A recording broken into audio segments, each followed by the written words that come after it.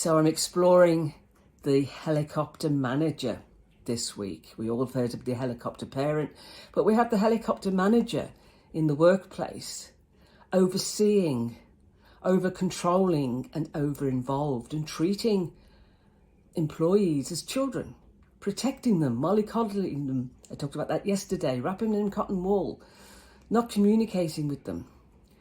And it needs to stop.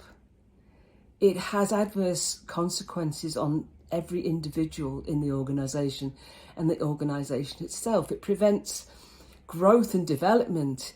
It prevents innovation and creativity. It causes stress and anxiety, and we certainly don't need any more of that. And the over-involved manager is the micromanager that directs every detail of how, as an employee, you carry out your job. Now, to me, a leader provides direction. They don't direct. They enable, they don't enforce. They don't tell you the detail.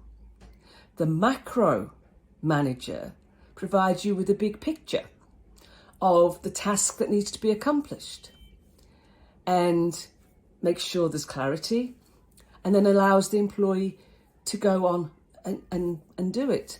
Now, it's not management by abdication, because the manager, the leader, should always be there to support.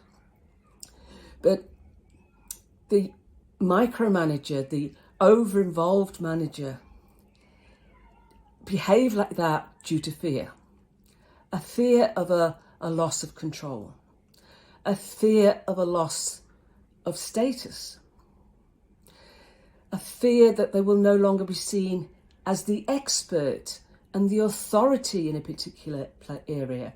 If I give something to my employee to do and they go away and achieve it and produce great results, then what's my role now?